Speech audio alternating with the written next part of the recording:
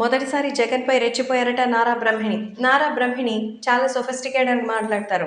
Balayya కూతురైనటువంటి Brahmani heritage మొత్తం సంస్థని ఒంటి చేతిపైన నడిపిస్తోంది. అంతెందుకు మరి అప్పుడు చంద్రబాబు నాయుడు అరెస్ట్ అయ్యి జైల్లో ఉన్నప్పుడు ఆ 50 రోజులు మొత్తం టీడీపీ కార్యకలాపాలు తన భుజస్కంధాలపై మోశారు.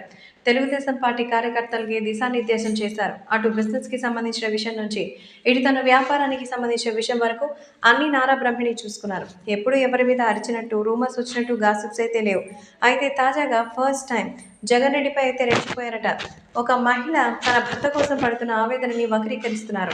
అలాగే ఒక భర్త మీద మరి చేసిన కామెంట్స్ని భరించలేక భార్య మరి స్పందిస్తే నా మీద కూడా ఇంకా రివర్స్లో కేసులు పెట్టాలని బెదిరిస్తున్నారు.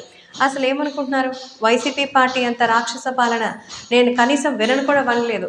కానీ ఇప్పుడు చూస్తుంటే చాలా బాధ అనిపిస్తుంది. ఎందుకంటే ఏపీ ఇప్పుడు ఏ పరిస్థితిలో ఉందో అర్థం చేసుకోవడం చాలా కష్టం.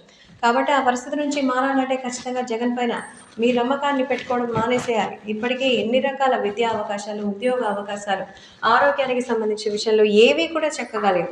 మరి గతంలో అవన్నీ మా మామయ్య గారి పీరియడ్లో ఎన్టీఆర్ గారి కళల సౌధం అంతా కూడా తయారు చేయించాం. వాటికి ఇప్పుడు కట్టడాల పేర్లు మార్చి ఈ పాశ్చాత్యక ఆనందం అంతా ఎందుకు అనేది అర్థం కావడం లేదు. సో ప్రస్తుతం తాతల తండ్రుల పేరు చెప్పుకోవడం కాదు, సొంతంగా వచ్చి గెలిచి చూపించాలి అంటూ మరి జగన్మోహన్ రెడ్డిపై ఉన్నటువంటి అవినీతి అక్రమ కేసుల గురించి పక్కన పెట్టి ఆయన నిజాయితీగా ఒక కుటుంబానికి చేయవలసింది చేస్తే ఏ సమస్యలు ఉండవు అంటూ జగన్మోహన్ రెడ్డిని రివర్స్లో మరి తెప్పిపొడిచారు బ్రహ్మిణి. కరెక్ట్గా మాట్లాడారంటున్నారు టీడీపీ సభ్యులు.